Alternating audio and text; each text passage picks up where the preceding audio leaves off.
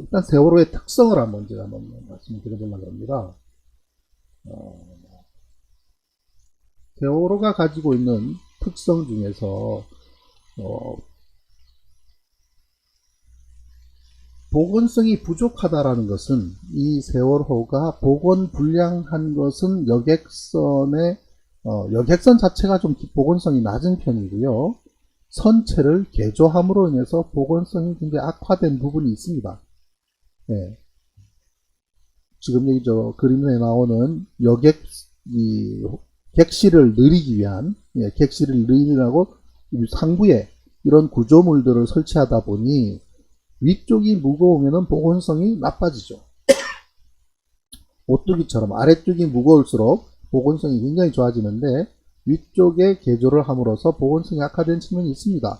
그런 거를 보통 우리가 GM이 낮다라고 이제 이야기를 하는데, 심지어 우리 선체조사의 보고서에도 뭐라고 기록이 되어 있냐면요, KR 선급 여객선 99척 가운데 유일하게 GM이 마이너스인 여객선이 바로 세월호다 라고 표현한 부분이 있습니다.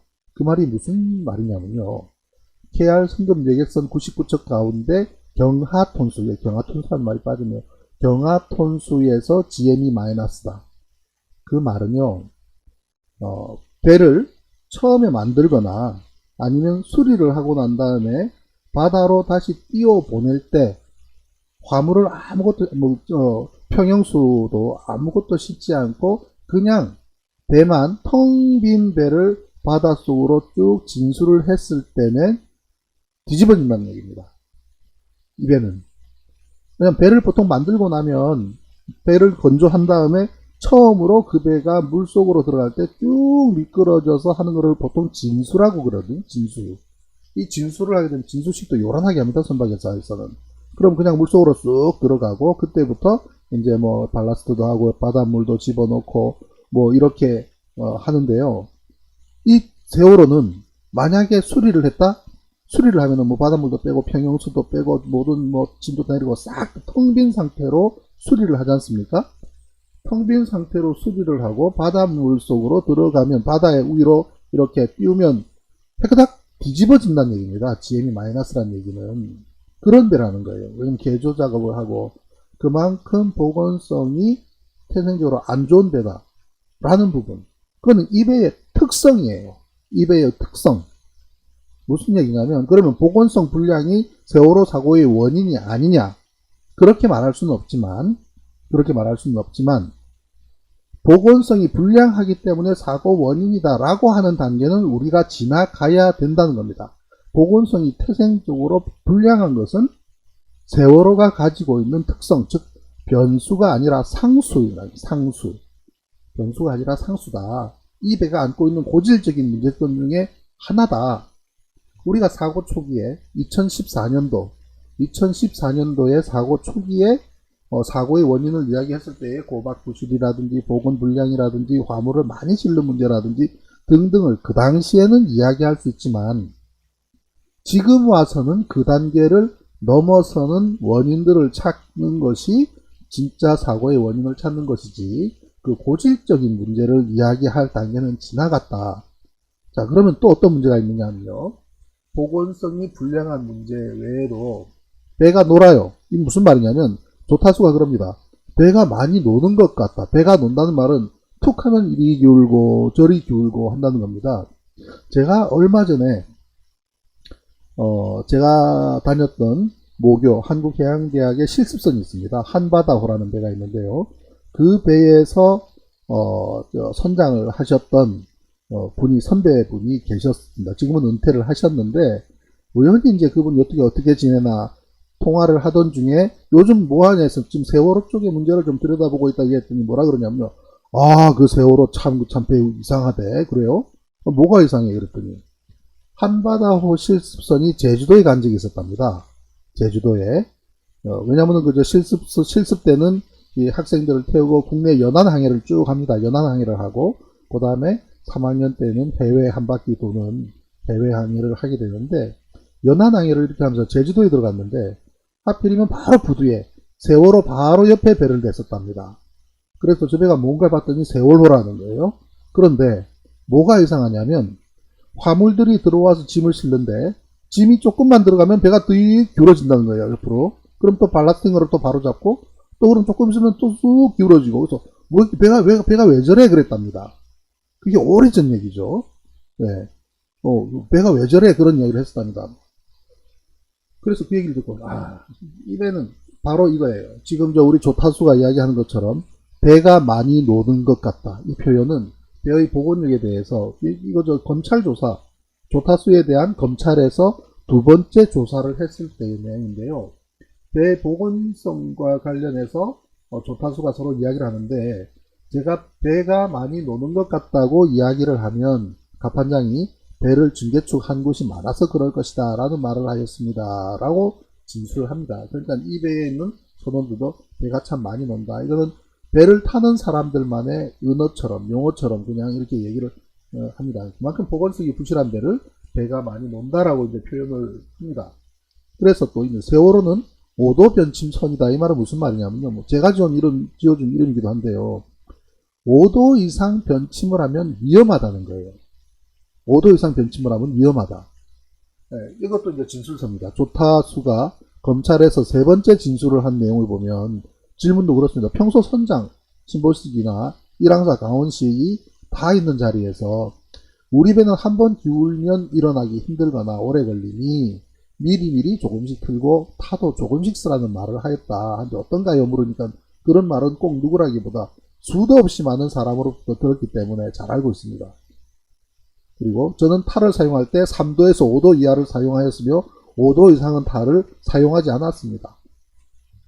항해사와 조타 과실로 몰아갔던 검찰이나 해경 그리고 해난심판원 등등 많은 조사기관에서 이렇게 선회가 되는 것은 대각도 변침을 했을 수밖에 없어.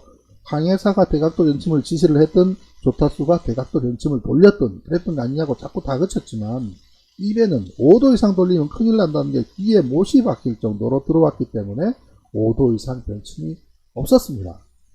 그래서 5도 변침선이라는 말은 5도 이상 변침하면 위험할 만큼 배가 많이 노는 배다. 그러면 이런 배는 운항하면 안 돼요.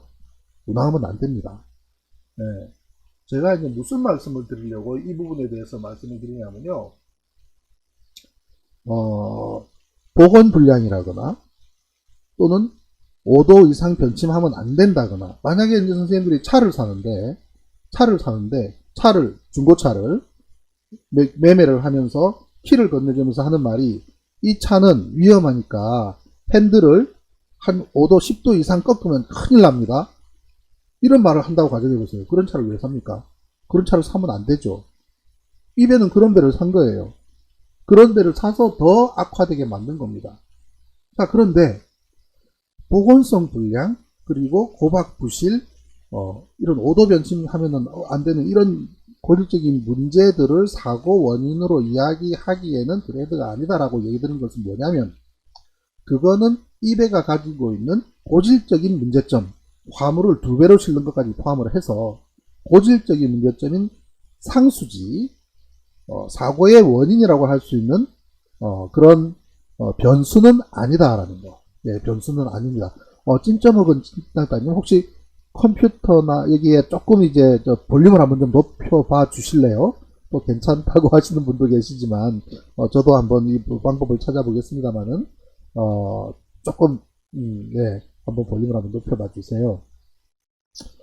변수가 아니라 상수라는 것은 뭐냐면 자 제가 예를 들어 볼게요. 교통사고가 났습니다. 교통사고가 났는데 그 교통사고의 원인을 찾는 데에 이럽니다. 예를 들면 저 사람이 체중이 과체중이라서 교통사고가 났다.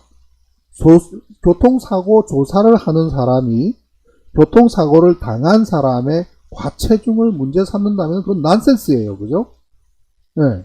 왜냐면 사람마다 특성이 다 있을 수가 있기 때문에 물론 과체중이 돼서 90kg, 100kg 이렇게 체중이 많이 나가는 사람은 행동도 둔하고 걸음걸이도 늦고 여러가지 특성이 있겠죠. 그런데 그걸 교통사고의 원인으로 말할 수 없다는 겁니다. 그런데 지금 어떤 현상이 일어나고 있냐 말이죠. 어떤 현상이 일어나고 있냐면 사고의 원인을 조사하는 분들께서 지금 어떤 의견을 내고 있냐면 GM 값이 40보다 50보다 60보다 등등의 논의를 가지고 조선공학을 하는 분들 그리고 이제 또 그러한 분들끼리 논의가 최근에 있습니다. 선조위에서 조사를 제대로 잘 못했니 하는 얘기도 나오고요. 그리고 그 데이터의 내용들이 부실하니 이런 논방이 있는데 그 자체가 세월호 사고 원인에서 이야기하는 것이 저는 부적절하다고 보는 것이 이 배가 가지고 있는 특성 중에 상수라는 거죠. 네, 네. 그러니 저 사람이 과체중으로 교통사고를 당했다라고 말하는 것도 난센스지만 그 사람의 체중이 90kg다 아니다 92kg다 아니다 95kg다 라고 서로 논박을 벌이는 것은 더 난센스라는 겁니다. 네. 그리고 이 배의 복원력이 아무리 부실하고 아무리 고박을 안 하고 아무리 화물을 2배로 실었다고 해도 그렇다고 해서 사망사고가 나는 선박이 아닙니다. 왜? 101분 동안 떠 있었거든요. 101분 동안 바다 위에 떠 있는 동안 라이프 자켓 입히고 바다로 바깥으로 내보내면 한 명도 희생당할 사람이 없습니다. 네. 그런데 전부 계속 그 자리에 있으라 그 자리에 있으라 위험하니 나가지 말고 그 자리에 라이프 자켓 입고 그 자리에 있으라는 말을 12번이나 방송을 반복하면서 승객들을 잡아놓은 행위, 네, 그 악의적인 행위, 네, 그러한 것에 대해서는 반드시 그건 수사 대상인 거고요. 그로 인해서 처벌도 받았지만 대법원 판결이 났다고 해서 사건이 끝난 것이 아니라 대법원 판결 자체가 새로운 수사의 시작이 되었어야 할 사건이 바로 이 사건인 거거든요. 충분히 일찌감치 조치를 할 수 있었음에도 심지어 항해사들도 그렇고 여객을 담당하는 직원도 어떻게 할까요? 요즘 승객들 탈출시켜야 되지 않겠습니까? 라고 수차례 건의를 했음에도 다 묵살하고 그대로 대기하라고 계속적으로 지시했던 선장의 그 악의적인 행위, 그것이 대법원에서 정확하게 지적을 했습니다. 그렇다면 그거는 새로운 수사가 시작이 돼야 되는 부분이에요. 그래서 보건성 부실이다 이러한 부분에 세월호에 있어서 그러한 고질적인 상수의 문제는 그런 상수의 문제는 지금 논의를 하는 것은 그렇게 적절하지 않다. 최근에 GM값의 수치를 가지고 이런저런 논의를 하는 분들이 계셔서 한번 이 부분에 대해서 한번 말씀을 드렸고요.